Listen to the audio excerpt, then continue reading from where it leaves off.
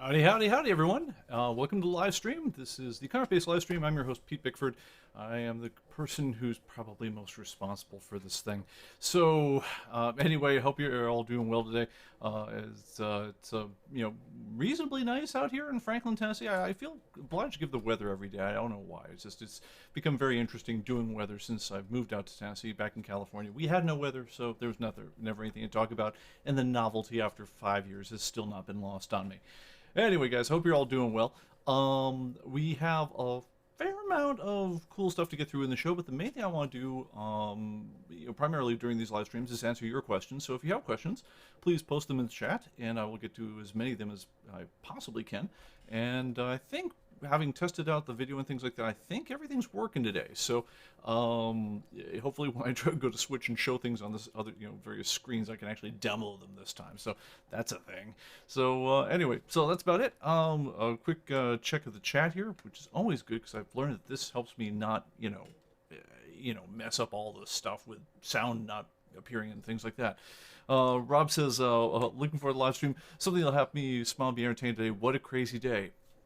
I haven't seen news today. I just went downstairs and I got kind of like some sort of shocked mumbling from my daughter about it's like, oh, well, stuff like that. So I'm assuming stuff happened today, but I've been busy, so I don't know. I'm assuming, well, I'll hear about it after this live stream, I'm sure.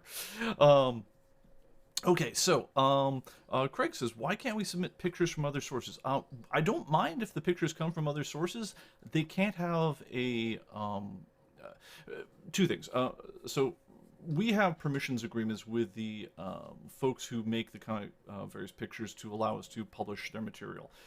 It's all done under both, it's fair use, but more importantly, it's done by permission. We've spent 3 years in some cases, getting that worked out with the appropriate legal teams over at Marvel, DC, and hundreds of other publishers. When someone like mycomicshop.com goes to the trouble of scanning a comic, they still don't gain rights to that image. On the other hand, it's just a bad look for us to take stuff with their logo on it. I don't want to rip off anyone else's work, even if they just think the work is just them scanning the comic. So anyway, look, if you have the rights to post the picture, I don't mind if you give it to us. That's awesome. Just please no watermarks, and please don't take it from anyone who's going to mind that you took their picture. If you're scanning your own comic book, that's really ideal. And ideally also when you're scanning comic books, scan them at full resolution, because we love the high-res pictures that merely makes the 4K image look awesome. So, but thank you for asking. Honestly, I can never say enough times, thank you everyone who takes the time to submit any kind of data to us. We couldn't do, we've a staff of full-time editors, and we could never do this without you.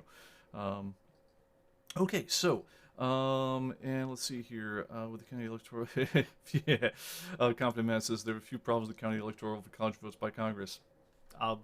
Can't wait to hear all about it later on. Awesome.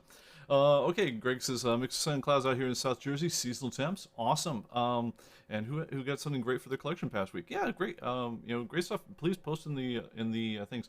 By the way, at the end of the show, I want to talk about a couple cool things that I've been, kind of turned on to over the last couple weeks, and share some, some things that brought a bit of joy into my life lately. All right, now I'm going to do, typically when you have an announcement to get, you try to make it right at the end of the show so everyone sticks around to the end. So I'm going to announce what I've got about 3 minutes from now. So if you're sticking around for just the big announcement, don't worry, you can go on and do other things. Otherwise, hopefully we'll keep you entertained. But in terms of my show notes, I'm glancing over them here. 20.0.1 is coming. I know I talked about us having it for you by the time we met this week. We are a little delayed. We've been busy. Some of the things we've done in over the last week, which you can see some of already if you care to look at the submitted builds. But honestly, if you don't need to, give us another day to kind of wrap things up on the new release. We're still on 20.0.1351 or whatever the build is right now. But if you have that build right now, if you have been downloading the preliminary builds, some of the things you'll see. There's new preference. We actually got this done within an hour or two of the end of last show. It got requested in the chat. So yes, this is part of the amazing power that all you viewers have over here. Is if you suggest something, it makes eminent sense. It's not too hard to do. We actually got this done, like I say, a couple hours after someone requested it, which was to automatically remember whether or not you did a find, and you checked off the items, only find items in stock. So that's in the program now. So hope you enjoy it. Some of the things I've noticed, because I've been doing a lot of remote work with people on tech support, because a lot of people bought ComicBase during the holiday sale, and so we get very busy with new people, or people who haven't used it in a while, and kind of learning new versions. So we get to see their screens, and we get to see ComicBase running on a variety of different hardware that's different than what we have in the office. And even though we did up the specs for the screen size we're looking for when you run ComicBase, I do know there's a lot of people out there with laptops who have got magnification turned on so that they can't see a lot of stuff on screen at once. So we did retool a couple dialogues to be tighter, so they run in a little bit less vertical space, and we gave up a little bit of white space for which, it doesn't really compromise readability. It looks a little less nice on big monitors than it did, but not so much that I think anyone would notice. But more importantly, it makes sure that even if you kind of underspec, the screen size a little bit, say you've got a 740 pixel tall laptop or whatever the thing is, with your taskbar not hidden and everything, it makes all the buttons arrive on screen and so forth. So that's the thing we did. We also changed up the default preferences. If you have very small screen sizes, we made it so it defaults to using smaller grid thumbnails. I'm going to be moving haven't done it yet, but I'm going to be moving the default position of the splitter probably up enough so it won't show the graph by default. But I want you to be able to see a decent amount of the grid when you first launch the program, because otherwise it looks very top heavy on some of these very small laptops. So we'll be changing that up. We'll basically be detecting your screen size of the monitor you're running ComicBase on, and if you've never run ComicBase before, we'll just say, hey, look, you're on a really small laptop. Let's just squish things up a little bit more to get more useful data on screen the first time you run it.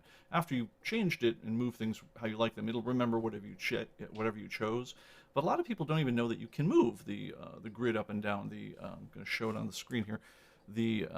What I'm talking about is the little spacer in between the top and the bottom. So if you do that, you see more of the bottom part, and everything at the top gets a little bit smaller. And there's a balancing act to be had. Sometimes you want to see a lot of one thing, or versus the other thing. But I think for the smaller laptops, you want the program to be usable out of the box as much as possible. All right, so let me go ahead and switch back to the live camera here. I'm going to also, another thing we did is we changed it to the default preference, and this is actually a bit of a sea change for us. The default preference for when you optimize the database, since we've started ComicBase, the default for compacting the database is whenever it grows by 10%, go ahead and run a compact on it. This dates back to the old database, the engine that we used to use in ComicBase 2017 and earlier. And honestly, SQLite, it doesn't need as much. Also, disks have gotten bigger. We're not fighting for disk space as much as we used to. So, it's okay. We're changing our default, and frankly, what we are recommending to people, unless your machine runs like the wind, if you're using any amount of screen space whatsoever to or amount of time whatsoever to do that optimize when you exit the program or when you run an update, you can turn that off. It's safe to do so. It has a very minimal performance implication in terms of the database's search and so forth.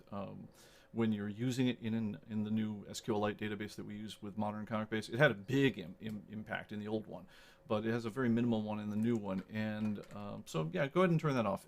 We've also switched to the default setting, so it does that. Excuse me just a moment. I need to switch one display setting, which I thought I could do out of the corner of my eye, and I think all it's really doing is making me look shifty.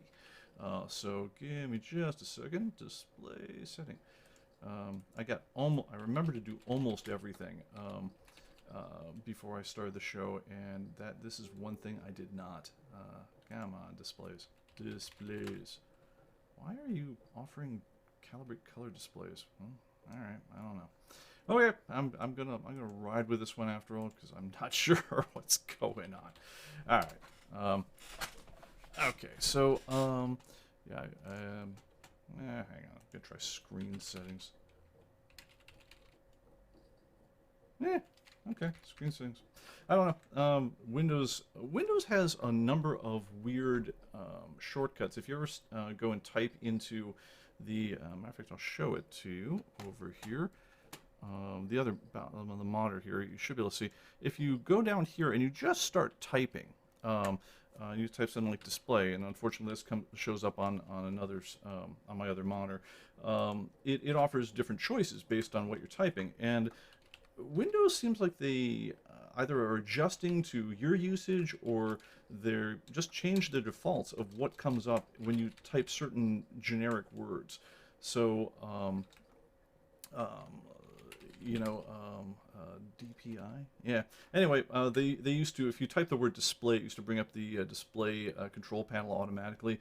And maybe on yours it still does, but I see that they've changed that on mine. So I'm going to get around to this later when I'm not looking off to the side all the time, because that's really distracting. All right, enough of that. Okay, so back to this. Okay, so other things that are going on. We fixed kind of one really vexing bug. And it happened to exactly one user that we've ever met. But it was someone who had just tumbled on an exact set of sequences you could do when you first load into a grid, and by not using the keyboard commands to move around and so forth, actually managed to get their grid into a state where it didn't want to save their changes. It wouldn't react when you change quantities and so forth. So we fixed that. So we're glad to fix it for the one person who's most affected. And if you ever saw anything like that happen to yourself, well, it can't happen anymore. So I'm glad about that.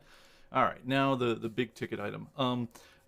We've been talking many times before about comparing the ComicBase against the master ComicBase database. So what that is, let me bring up the chat again, because I know people are going to get me static about this, so I don't want to miss out. I'm rearranging a couple windows here. So what that's all about is when you first launch ComicBase, your database looks exactly like our database. Then weeks go by, right? You're going to add titles of your own. We're going to be adding titles. We'll change titles. Titles that were solicited, that existed in the master database, will be dropped. People will discover that there are variants that we didn't know about before, and so forth. And so your database and our database, you'll get all our new stuff as we learn about new issues and so forth. As long as you're updating all the time, you'll keep up with everything new we've got. But it's quite possible over time, due to just redesignations or things that were solicited that never shipped, or they were solicited under one name, but then when the title shipped, it came out under another name, but you already put some inventory under the old title, that your database might just get a little bit out of sync with the master database. Now, why do you care? For the most part, you don't. I mean, your database is going to work just fine. It's going to do everything it needs to do. But if you've got that kind of brain that really minds when everything isn't just exactly in its right place, and also, this is the sort of thing that is going to be like a rock in your shoe. And it's a really good feeling when everything is exactly sorted, exactly where it ought to be. And another thing about it is when you've got information in your database that we also have in our master database, and they're all set with the same issue designations, the same title names, and so forth, then that information also gets automatically priced by what we do. So that becomes part of the market activity on Atomic Avenue, and we track it through Heritage Auctions and match the pricing and so forth. And then all the new pricing information comes in our database, and then we can push it down to you guys. If you have a title, like let's say, I always come up with something like this. Let's say that Diamond solicits a title called Nightwing, Revenge in Bloodhaven. So we dutifully create a new title in ComicBase called Nightwing, Revenge in Bloodhaven, issues 1, 2, 3, 1, 1A, 1B, 1C, 1D, etc. It comes out. You've downloaded our update, so you've got Nightwing, Revenge in Bloodhaven in your database now. But then the title comes out, and we've realized that it might say Nightwing, Revenge of Bloodhaven on the cover, but if you actually open up the book and start the little fine print on the inside, it's called the indicia. We realized that DC, in their wisdom, has decided to just call this one Nightwing, which then it becomes Nightwing 4th Series. So what happens to Nightwing, Revenge in Bloodhaven that was in your database? Well, it's just kind of an appendage. It's going to sit there. If you've put any inventory under it, that inventory will stick around. We're not going to get rid of your inventory. But at the same time, it's not going to get updated, because we're going to be busy. We'll have created a new entry in the master database called Nightwing 4th Series, and that's where all our action's going to be.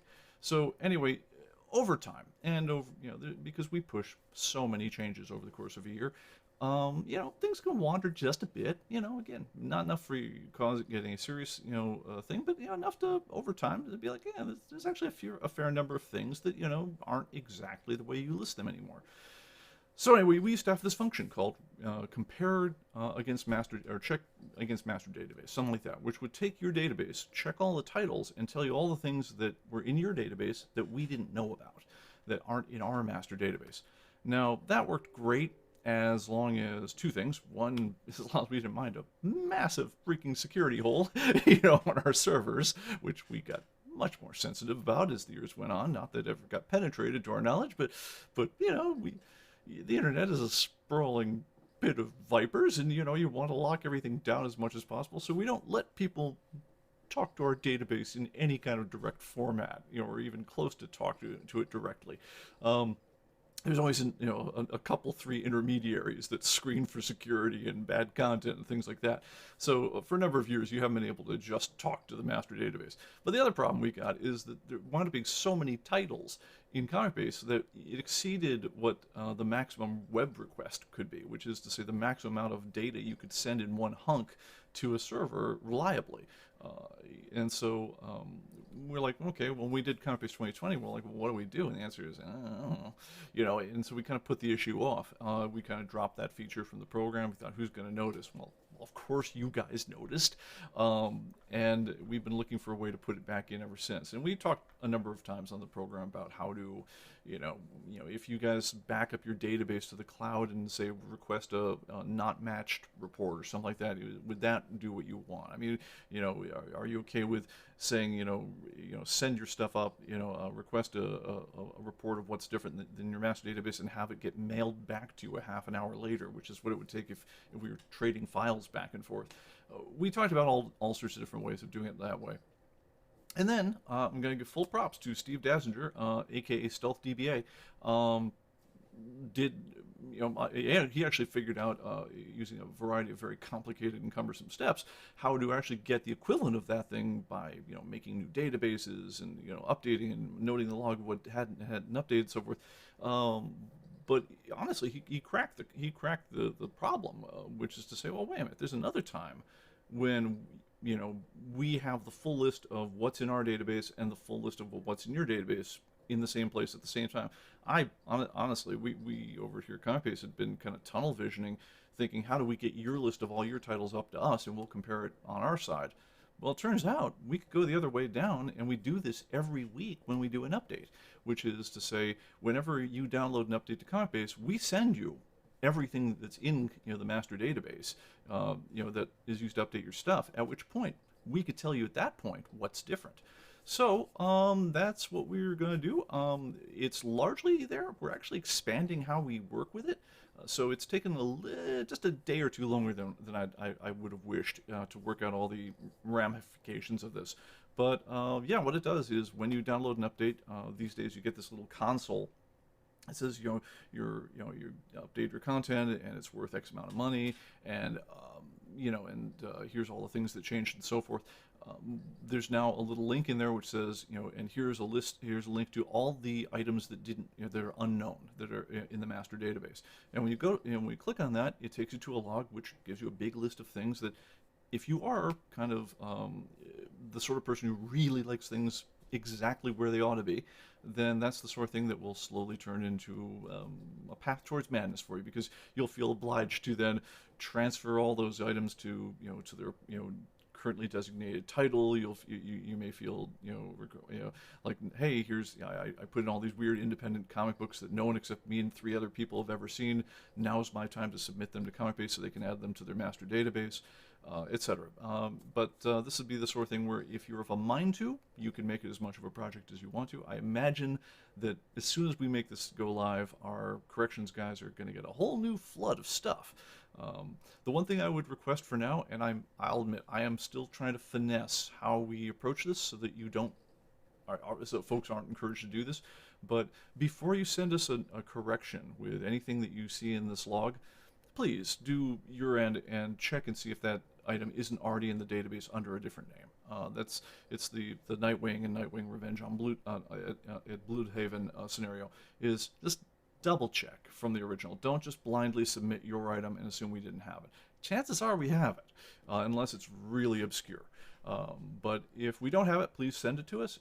But if we do have it, there's a command in ComicBase called Transfer Item to Title. It's under the, I believe, Edit menu, and that should help you. Get going.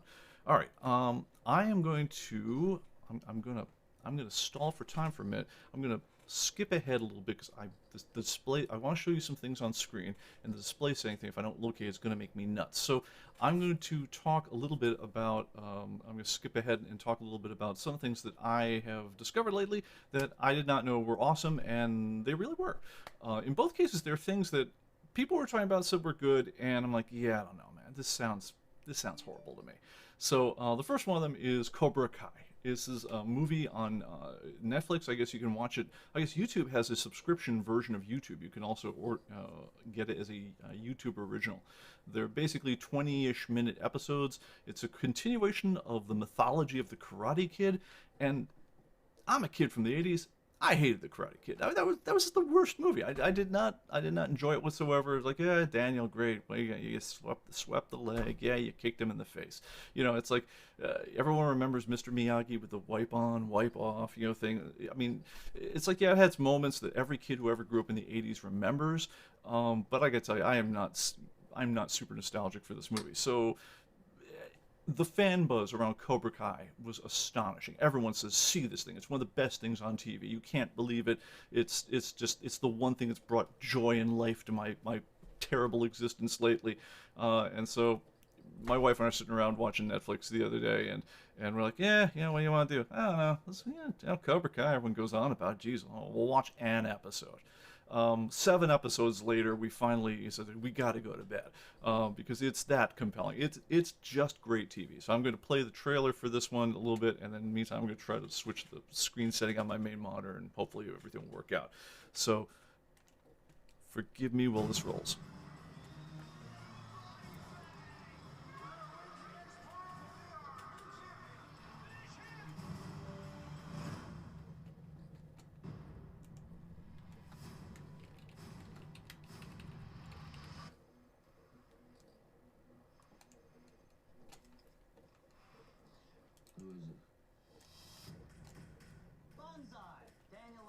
Here for LaRusso Auto. We are chopping prices on all of our inventory.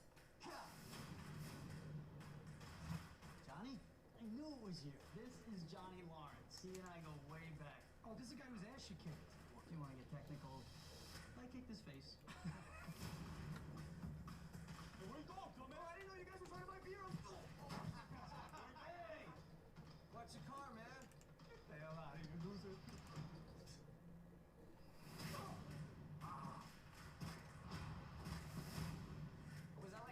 Or something? It's karate.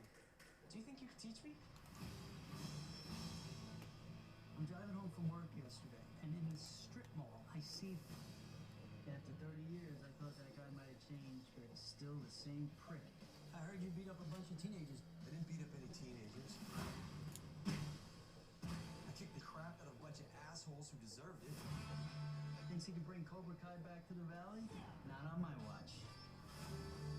Those kids at school to keep dumping things on your head? You want all the girls to think you're a wangless dork? You're gonna be my karate teacher? No. I'm gonna be your sensei.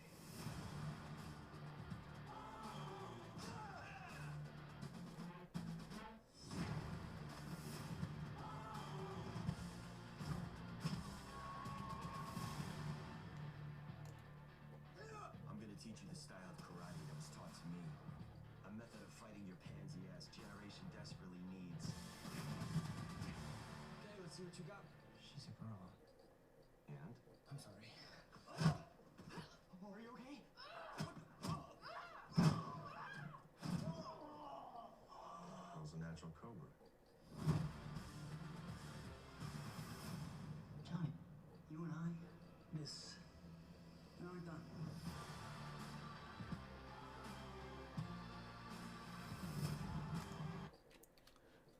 All right, guys.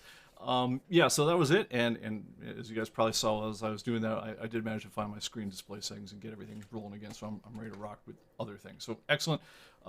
Yeah, check it out. I gotta say, I was skeptical as hell about this one, and it's just looking amazing. I hope I'm 6 episodes into the first, 6 or 7 episodes in the first season, and I hope it holds up. It's Hollywood has a way these days of taking something amazing and kind of throwing a lot of political messaging into it and a lot of other foo later on. What I'm hearing is that, this is amazing. Someone just made something just entertaining as hell, and they didn't turn it into like little mini seminars on wokeism and crap like that. And so it's just a wonderful movie to watch. Or series to watch. So, and honestly, I'm really digging how cynically LA the whole thing is. It's like everyone in there. It's like, I mean, there are elements of it that have a little bit of a, I hate to use it because this is like high praise from me, but a little bit of a Breaking Bad vibe to them, just in terms of just the cynicism underlying some of the characters. But it's really cool stuff. Anyway, let's go to the chat here, and I think we're ready to rock with other things. Let's see. Craig says, is there an easy way to submit issues to be deleted from the database because their duplicates don't exist, etc.? No. The whole submissions process is really based around addition, really. It's always new or corrected data. If you want us to delete things, please, best thing to do is send a note to support@comicbase.com and just say, hey, you've got a problem over here, and our editors will look at that, and those things always get very top priority. So just there are a couple of things where it's either like if we have an incorrect cover picture, if there's something kind of technically wrong with the cover picture, it's like somehow the JPEG is malformed or something, or if there's kind of just weirdness about the data. If the corrections get very complicated, like you're going to say like this variant is really called something else or something. At that point, send notes to support, and that's why we have humans. Okay, let's see here, and of course, Gregory just also mentioned the forums and the content and corrections category. Yeah, thank you for that. That's excellent. Okay, let's see here. While I'm in the modify issue screen, the Atomic Avenue icon not always accurate when it says no copies available. Add to wish list. Clicking on it does nothing. If you've got a reproducible version of that issue, please let us know. Typically, if it feels like if the icon is off, typically what you're doing is it's responding to the last time you clicked on an item line. So let me switch over to the main screen here, and I'll pull up what we're talking about here. So let's include the value graph so we can actually see what we're doing. And we go to something like this guy right over here. Okay, so here's 100 bullets over on the screen here. And if you click in here and say view available copies, it's going to pull up a web browser and go to Atomic Avenue. Holy cow, this thing got up to 150 bucks? Dang. This thing really, this thing had quite the ride. I didn't know. I love it when ComicBase surprises me because I didn't know it was as popular as they were. Anyway, if I were to just go to like an issue over here and stuff like that, depending on what you're doing, this doesn't cause if you do something that keeps the graph on screen, just mousing around isn't going to cause that to refresh. What causes the graph to refresh is when you change the row selection over here on the left. So when I go over here, now we're talking about 200 bullets number 2. But yeah, if you do have a reproducible case where it's showing the right information over here in the title, so the legend 100 bullets or whatever else matches what you have selected, but it's not showing the right data, please let us know and we'll talk. It is doing a little bit of a web call between all these things. So every time you do this, it literally just fired off a call to the server and said, hey, what's the stock situation on 100 bullets number 4? So if we try to minimize those calls, and honestly, if there's something wrong with your internet that causes that call to fail for any reason, even momentarily, we don't throw an error on those occasions. So if your web just stops talking to our server, or your internet goes down for a moment, it would be annoying as hell if we threw an error every time you switched things. So we just fail silently in those cases. So that's another thing I could think of that would cause it to not update right away. But yeah, it's worth looking into. All All right. What is news on setting up Shopify with your database? Says Perry. Honestly, I haven't gotten a lot of response to that question. Please, please weigh in. We can do it. It's a project. I need to know that it's a project that people are going to care about. So far, I've had like one person give a meh. It sounds like you're interested. But I was kind of hoping that I'd hear from at least a half dozen folks that say like absolutely this is exactly what I want. But if you feel that way, send a note. Send it to support@comicbase.com or pbickford at humancomputing.com. And let's see if this is that Chiron working today. Yes, there we go. Send it to me at that address, and that lets me know that you care. And honestly, you're also going to be the person I'm going to tap when it comes time to beta test this, because if we're going to step up a Shopify integration with ComicBase, we're going to need people who are using Shopify to make sure it's all working properly. So if you're ready to play, we can certainly move it onto our list of things we want to do. And Aaron says, sorry about your store closing. I enjoyed visiting. Damn, man, I'm sorry about that too. Okay, so let's see here. Okay, Aaron says the report would be helpful, and I assume we're talking about the missing items report. Okay, so let's see here. You knocked him out in 34 years. Oh yes, yeah, the Karate Kid. All right, let's see here. Let's see. Distracted by events. Just highlighting the issue. Right-click the modify issue now from the graph. Yeah, what changes the selection on the whole thing is actually just the moving of the mouse over here. Whether you say modify or not doesn't change the selection, but the graph gets its update event whenever you change the row selection. So just make sure you selected the row and not just a random item on the row. Typically, when you go just to a random item on the row and the row selection goes away, you'll notice the graph will typically fade away. And so we kind of hide the fact that we're not necessarily, we're not dealing with the same row that you were dealing with last time if you just go right there. We kind of hide that under the fact that we flip this back on you. But it's worth looking at. All right. Let's see. Greg says, my comic shop needed my order. I said I didn't get the DC order form. They said they didn't either. Is the beginning of the end for DC, or will they go back to Diamond? Man, that's a great question. So we actually, we finally are in our forays with Lunar, who is now the last man standing for DC. We have been getting comics about every other week, and we order one of everything that's a regular issue. We don't order trade paperbacks. We don't order 15 copies of anything. But one of every regular DC comic that comes out, and what that's saying is that one of every DC comic that came out that's a regular issue during a given week was less than $125 at retail some weeks. And so what they do is they hold the order until we hit that. And honestly, like everyone else, we're not going to goose our order just to hit $125 minimum so they actually ship us the books. We're gonna wait. So that means occasionally with DC in the last couple of weeks we've had covers come in a little bit later than they would have normally. But it's the first time we've ever experienced this, and we've been doing it. God, I want to say we've been doing ComicBase 10 is when we started committing to buying one each of every new comic book in America in order to fill the database. So that's 11, 12, 13 years ago is when that came out, because there's been version weirdness in between. It's not exactly one per year. But this is the first time that we've ever had orders held up because we weren't hitting a minimum and we're still ordering.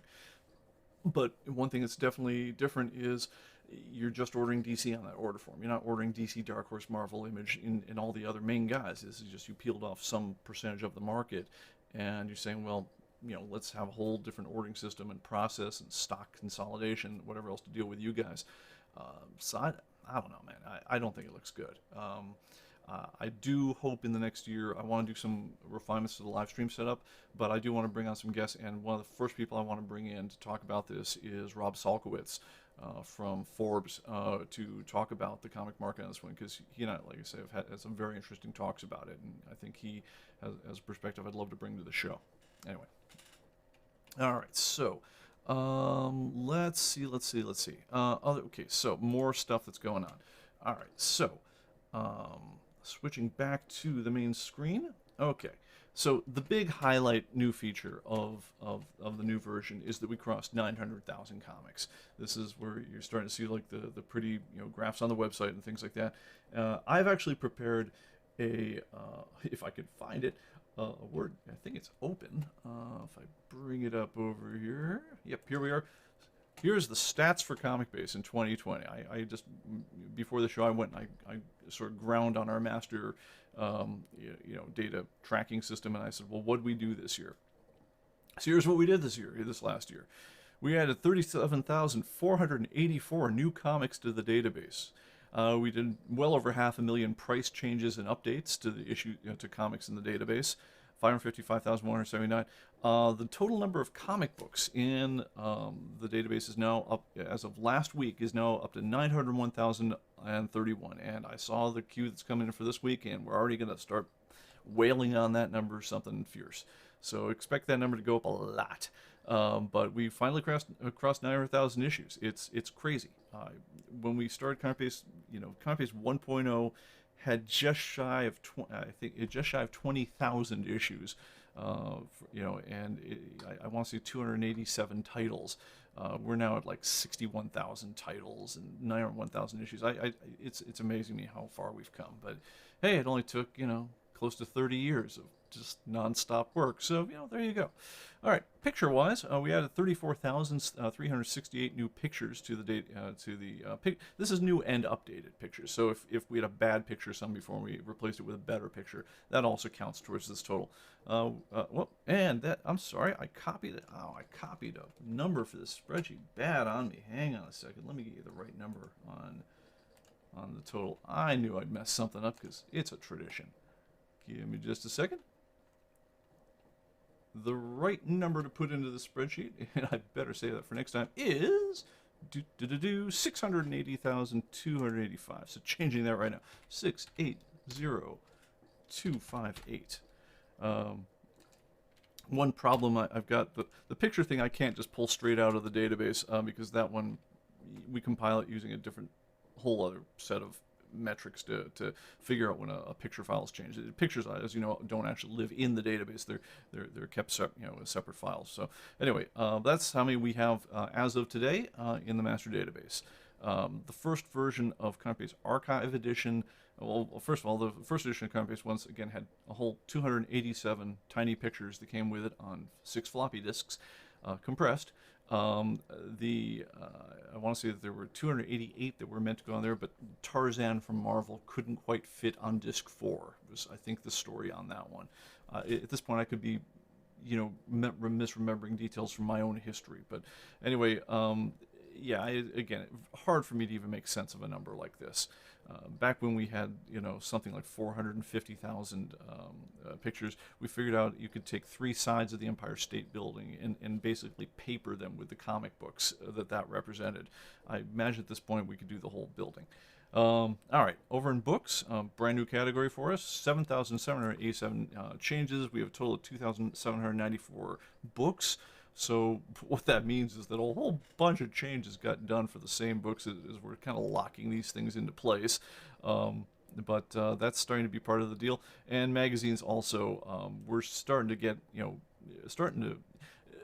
fill in cover dates and basic information on a lot of this stuff. That's why this is a very active category. We have a total of 27,156 magazines in the database right now, but we've processed 88,722 changes to them. That's pretty much that's the sum total for what we did this year. And like I say, the passing the 900,000 mark is cause for celebration. So because it is cause for celebration, and frankly, because I'm looking for an excuse to give folks one more chance to get in, on the holiday sale. We're going to revive, and you guys can know this for the live stream. Don't tell anyone on the rebroadcast, because if you're watching this a week from now, sale? What sale? We don't know anything about a sale. But for the next few days, you can, even if you missed our holiday sale, you can still grab the new versions of ComicBase at our holiday sale prices, which is, you guys know, I'll just tell you now, it's the lowest they're going to be all year long. We're not going lower. Inflation is a real thing. We've had some of these prices for 10 years. Prices are likely moving higher in this next year when we get a little bit more back on our feet as an economy and whatnot, which I hope happens. But if so, at some point you can't keep the same price for 10 years going.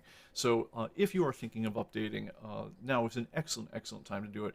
If you go to the site, it's going to tell you, except on one particular page, it's going to tell you that no, everything's full price.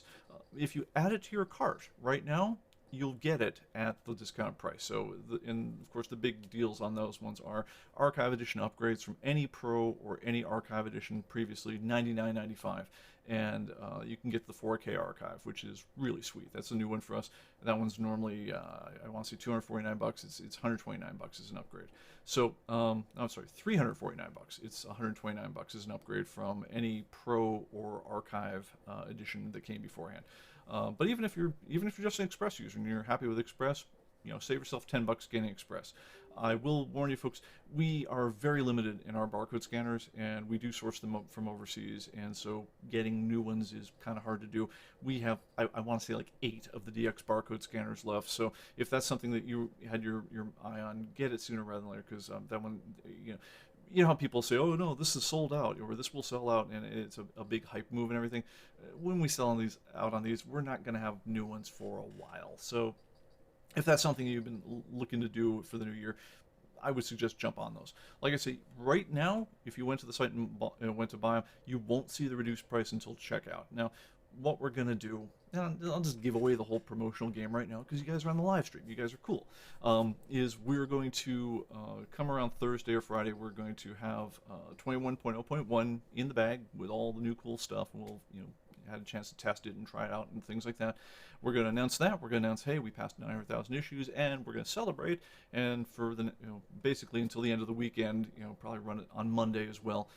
We're going to basically have a sale that looks exactly like our holiday sale, except with less barcode scanners available.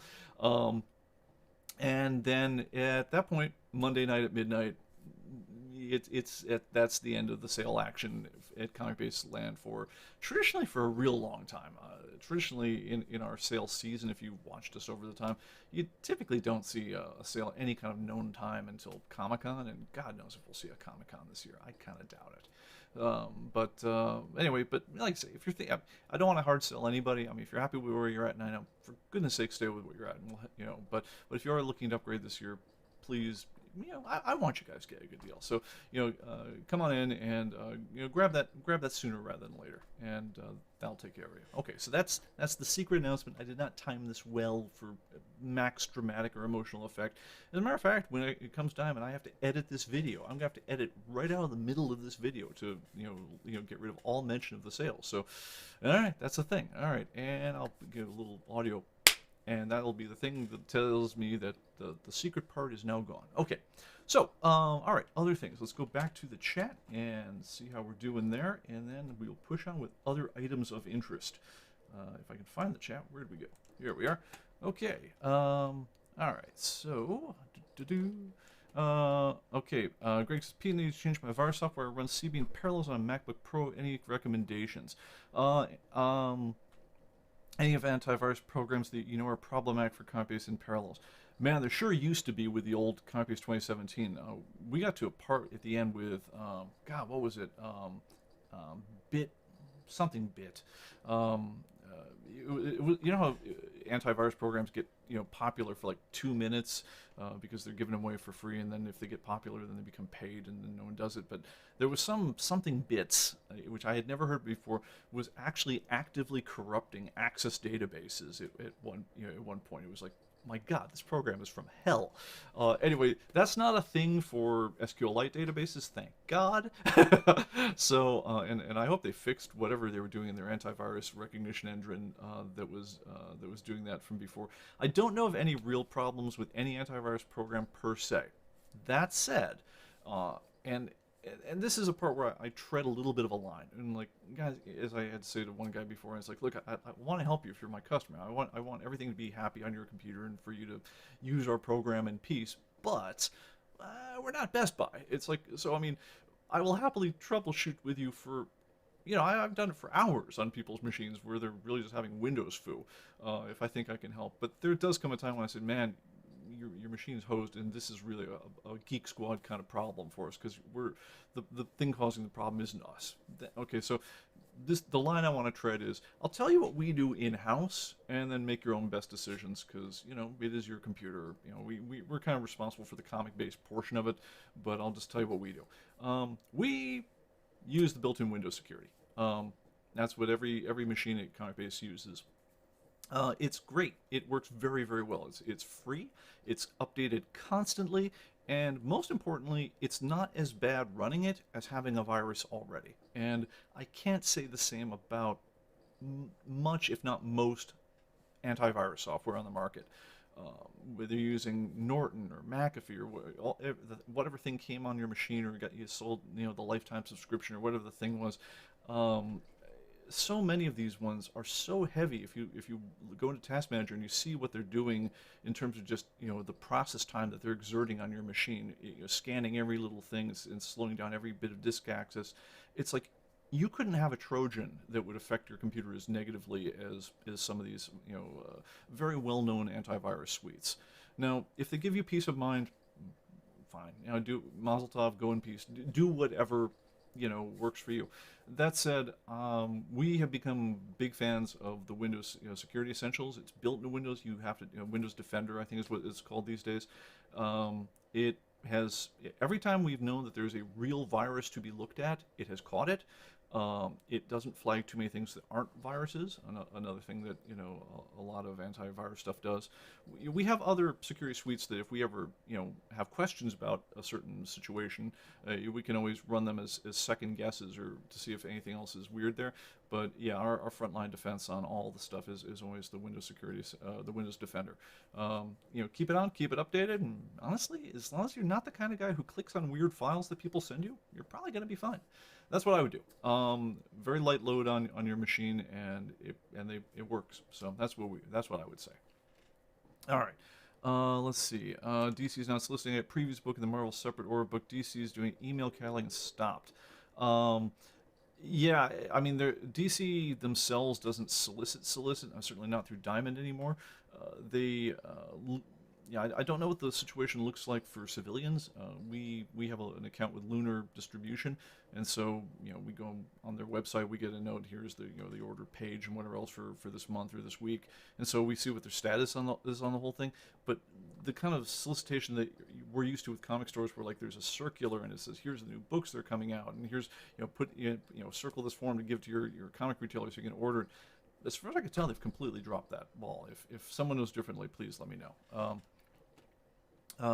Greg, of course, everyone in the chat is very knowledgeable and has already answered this stuff by the time I get to it. I should just read to the bottom of the chat, then circle up to the top, which would be a fascinating video, I know. Greg says, Greg Heck says, if DC stops listening, be on all the comic news sites. Yeah, I think what's really happening is, and I think someone also mentioned about mycomicshop.com has DC stuff in their pre-order service. Yeah, because what's happening is all the places that do put soliciting out to the world, in terms of like I have a mailing list of customers and so forth, they're doing the same thing we do, except that they actually mail you with the information on the new stuff.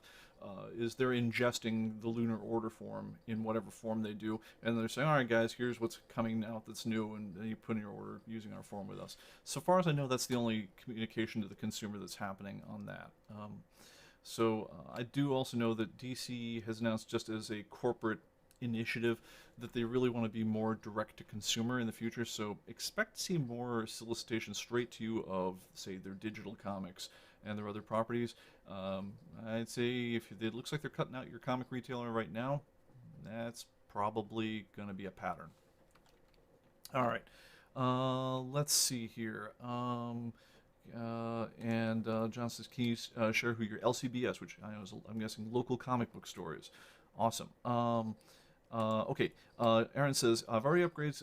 Can the subscription be extended for another year at the lower price? Yes. So the way subscriptions go in ComicBase is, as long as you stick with the same version, you get a year added to whatever expiration date you had on your old one. Now, in theory, I mean, like, if you just wanted to bank this thing to death and you trust it will be around in 20 years, I mean, I guess there's nothing in theory, that would stop you from ordering 20 upgrades and upgrading to the year 2030.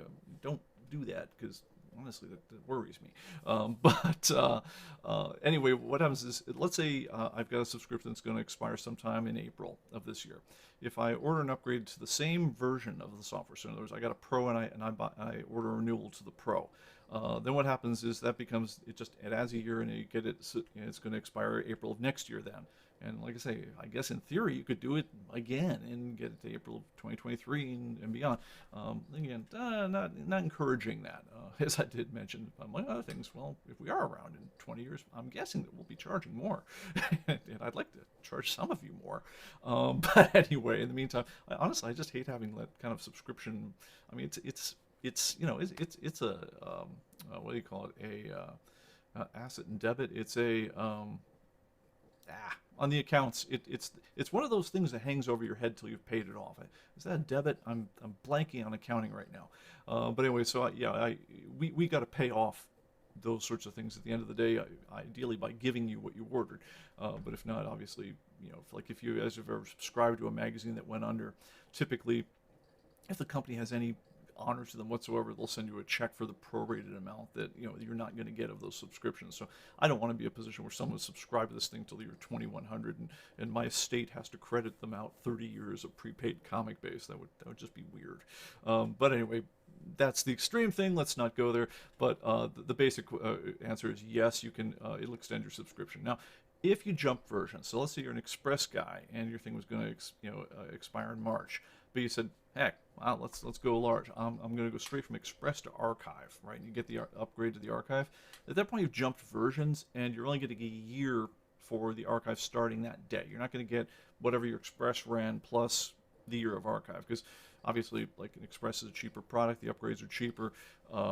Archive is, is more expensive, and if you could basically it's kind of the same maneuver we did with the Xbox thing we talked about in the Christmas deal. If you could order the cheap product, get that one, with a ton of time ticked onto it, and then have that swapped over to the more expensive product, and keep all the time of the more expensive at the more capable and expensive products time at the same price. That would be a hell of a deal. We try not to give you that deal. So anyway, that's the way that works. All right. Another dimension in Calgary. I've heard about that one. I hear good things. That's awesome. Okay, and let's see here. When registration clicked on renew, it says below the archives, archive edition, not 4K. The sale ended on 1/5. Yes, the sale did end on 1/5. But if you add it to your thing right now and you go to checkout, you'll notice that it actually gives you the sale price. Now, why are we doing this? Doesn't that sound like the most half-assed way of doing anything? And it is. The reason I'm telling you right now that you can, essentially agree to pay us more money than we're going to charge you at the end. I mean, that's like the worst user experience on the planet, right? I mean, what crazy person would do this? And the problem is we're caught between two sales right now. We're caught between a holiday sale which ended on 1/5, and God, that thing ran for 2 weeks. There's no way. We typically our sales run like 3 days. So that's our big blowout sale of last year. I hope to God you got in on that, but if for some reason you didn't, all right. I can't tell you, well, that one ended. You missed out. I said, darn, I missed the sale. Everything went back to full price. I bought it, at full price, and then a week later say, oh, hey, we crossed 900,000, let's celebrate by having a sale. Anyone who bought it in that week in the middle would hate us. At the same time, I can't tell everyone, who's buying during the holiday sale, hey, man, the sale ends on the 5th, and then simply say, oh, yeah, just kidding, sale's extended for another week. No, that would be horrible too. So, the calendar's not been my friend this year in terms of timing sales cycles and promotions and things like that. You notice that, we travel around Black Friday, just in terms of getting the new version out in time for that one. I mean, if calendars weren't a thing, I would very much have preferred not to have to scramble as hard as we did to get ComicBase 2020 out, 2021 out by Black Friday. But Black Friday is Black Friday. The date of Black Friday does not change, and so we actually had to go out with a sketch of the cover and not the full cover because we didn't have the art from the artist yet. The paint had not dried. But anyway, we were caught in the same problem here. We're like the sale ended the one thing, and just darn the luck, wouldn't you have it? We crossed our 900 K mark, which is honestly, it's the only natural time when something like that happens between now and like a Comic-Con where we can say, yeah, it's a sale. I mean, if you have sales all the time, then no one believes that you have a real price. The real price just becomes a fiction. So we have sales very rarely, and we try, with the exception of Christmas, which happens on Christmas, Black Friday, which happens on Black Friday, and Comic-Con. That's pretty much the 3 sales you get out of us during a year. Occasionally, during tax time, we'll cut you a deal on a barcode scanner or something like that, just because we're all feeling very accountant-y, but that's not a usual thing at all for us. So, but anyway, we're trying to give people a break on that thing, while at the same time not coming off as lying liars about when sales end. So what we're doing instead is we're saying, no, it's going to cost you way more, and then charging you way less, and we show to you that we're going to charge you way less at checkout, but right up until you've checked out, it says no, it's actually going to be more. So we've actually never had anyone call us up to complain that no, I thought I was going to be charged $129 for this upgrade, but you only charged me $99.95 on the receipt. No, to this date, no one has ever called us up and said, I think there's a bug in your ordering system. But that's how we've left it, and we're going to leave it that way until we officially announce the sale come Thursday or so. And then, like I say, the sale will probably run until Monday, and then at that point, that's it. But anyway, in the meantime, if you want to jump in, like I said, you guys are the cool ones. So you're getting all the behind-the-scenes foo. So this is all the ugliness that goes into trying to run a promotion around here. All right. So let's see here. Yeah, last week Pete sells how the game is for Xbox Live, and now for his own products. Yeah. Sorry, Lance. I really don't mean to. Okay. All right. So and Aaron says yes on the Shopify too. Do me a favor. You will not see eBay integration out of ComicBase, not as long as we're affiliated with Atomic Avenue. That's not going to be a thing. They're a direct competitor. But if you are interested in Shopify and you're in a position to test, then absolutely send a note to me at pbickford. I'll go ahead and run the Chiron one more time. That's interesting. Oh, I'm sorry. It slipped off the green screen. Anyway, send a note to me, pbickford@humancomputing.com, and I'll make sure that we get you noted as someone who's interested in Shopify. But yeah, if you do that, like I say, if you're interested, not just be interested, but be interested and willing to test it with your stuff. Because that's what's going to count for us to make that investment of time to make that integration happen. All right. Okay, I'm finally looking forward to the 1,000,000 milestone. Yeah, I am too, honestly. Honestly, we'd have been a lot closer to it if we hadn't busted the books and the magazines out. We'd be another 30-some thousand ahead toward that. We'd have passed this 900K thing ages ago. But that's what you get when you segment your collection into different collectibles. And another thing that we've done, honestly, is we've resisted doing kind of like easy variants, like direct market versions and things like that, where like the only thing different is the barcode. Because if I just want to spin up another 30,000-40,000 variants out of nowhere, the very first thing I could do is just say, oh yeah, every comic book published from like the late 70s through the early 90s. Oh yeah, it turns out it also had a version with Spider-Man on the barcode and let's track them as if they're valuable in separate items, which is certainly we talked about that one before. There's certainly a big comic retailer in Colorado who is absolutely convinced that is absolutely the way to go, and so far I can tell, not particularly supported by a ton of market data. I mean, it isn't there actually are a few bumps that are interesting, but is it worth the hassle of inflicting 40,000-50,000 variants on every collector out there, essentially making every one of your data for those years wrong in retrospect? Because if you differentiate suddenly between the version with the little Spider-Man where the barcode was and the direct market one, and you start saying that one can have a different worth than the other one, if price guides officially start doing that one, then we kind of you inflict that not only on the comic world at large, which I'm not sure if that's a great thing, but we also inflict just a ton of friction on our customers, and I don't want to do that unless I am really, really certain that y'all want it. That's another quick way we could get another 50,000 books in the database. Okay. Okay, and Greg reminds us there's a dedicated thread in the CB message board where you can request the topics and demos to the CB live stream. Absolutely. And that seems like a really good time to do a time check. Holy cow, Greg, dude, you're the man. Greg, why are you not sitting here in our little studio here in Franklin? You know, you could sit there with a timer and just give me like wicked looks with a timer slate and let me know when it's time to wrap this thing the heck up. All right, I am going to be doing that. Let's pull into the end of this thing. There were a couple other things I want to mention real quickly, and you know, I guess I'm going to save the backup talk for another time. You know, short version. You know, you know, you guys have ever seen like, you know, those hip kids these days? They have the TL semicolon DR, which is too long didn't read. The too long didn't read version is, oh, for the love of God, people, keep backups. You know, keep lots of backups. Keep them, and keep at least one of them someplace that isn't on your computer. Okay, that's the short version. We'll go into it in longer detail next time out. All right, I'm going to close out with one last thing I want to talk about, something I like. Because, again, it sounds like it's a day that people could use some good news in the universe. So let me go and close a window here. And I'm going to queue up one more thing. And this is another one. This one came up on my Netflix. It had been apparently in the queue forever. And I'm actually, for the first time in my adult life, I am virtually there to clearing my Netflix queue.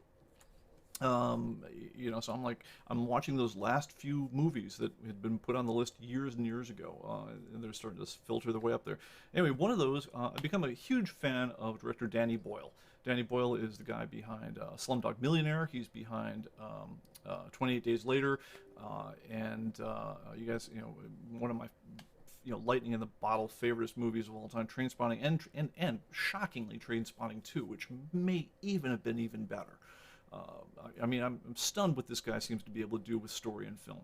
Anyway, Danny Boyle apparently directed a version of Steve Jobs. It's like, wow, second Steve Jobs movie in a year. Great.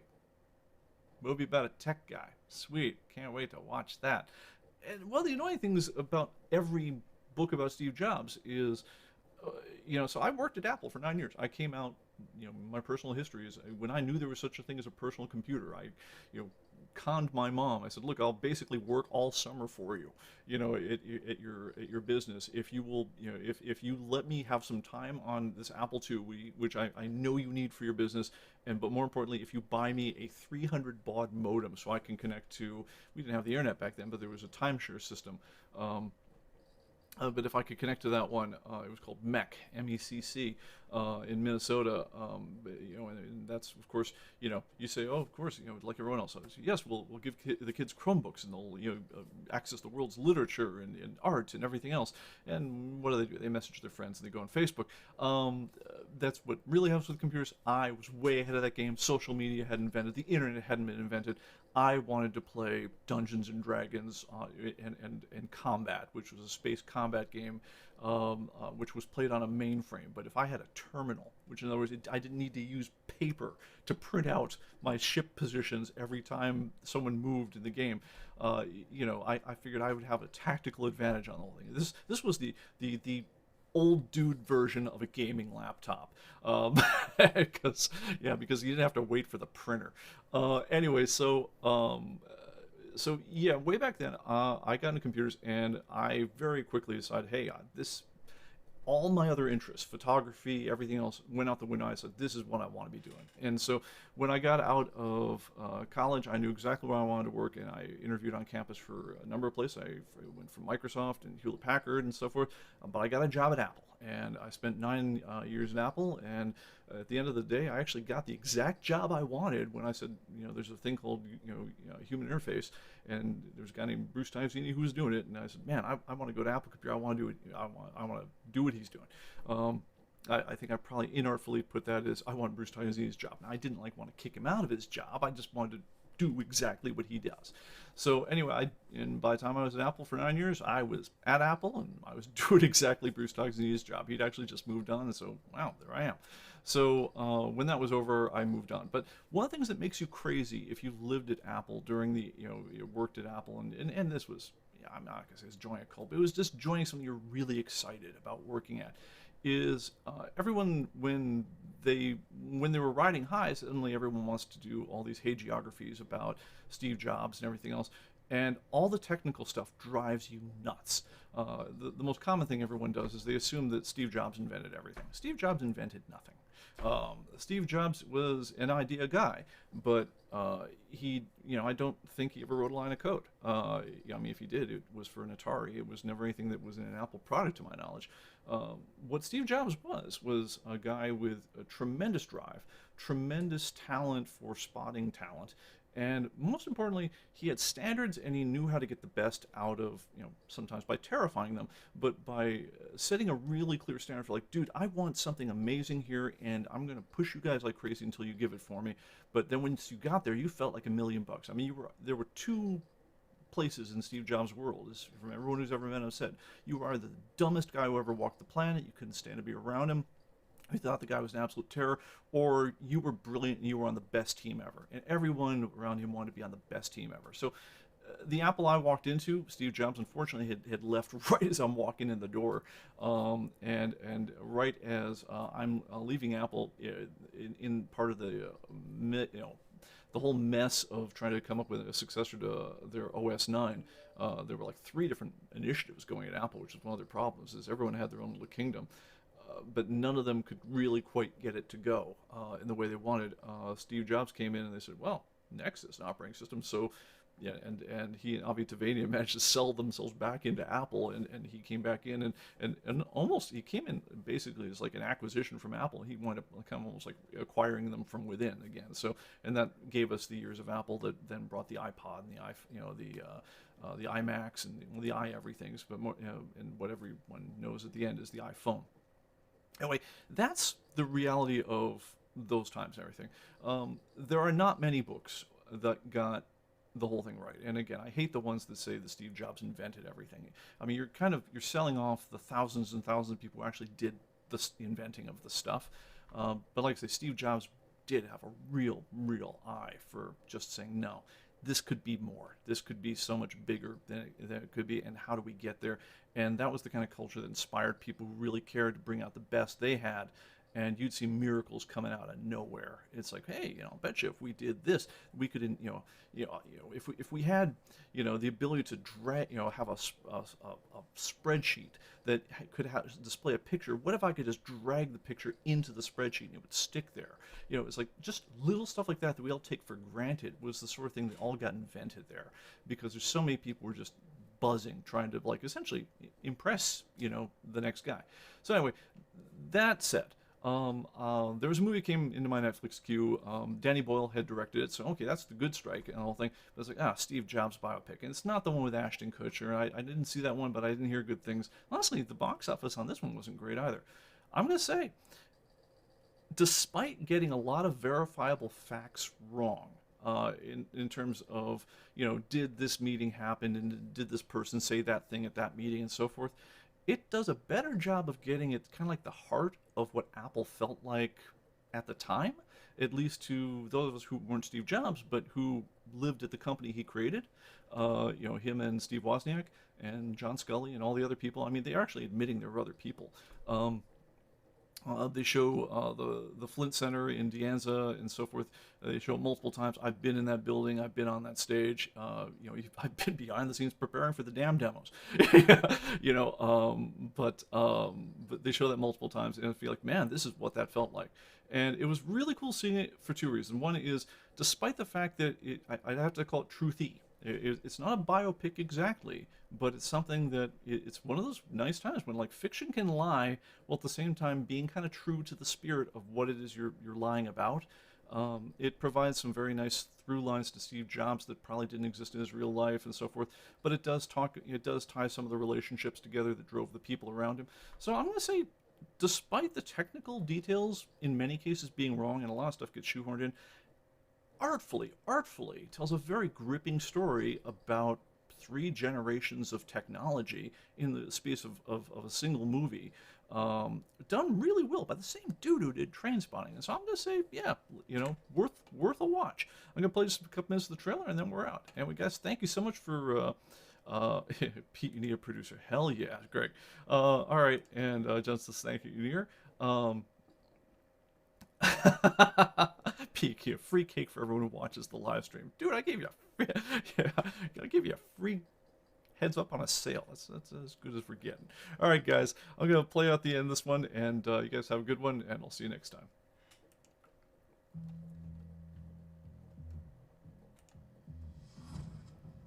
What do? You're not an engineer. You're not a designer. You can't put a hammer to a nail. I built the circuit board. The graphical interface was stolen. So how come 10 times in a day I read Steve Jobs as a genius? What do you do?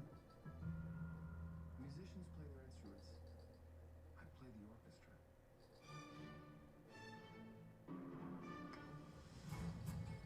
I hear you've been worse than usual this morning. I didn't think that was possible. It's a system error. Fix it. Fix it? Yeah. We're not a pit crew at Daytona. This can't be fixed in seconds. You didn't have seconds. You had 3 weeks. The universe was created in a third of that time.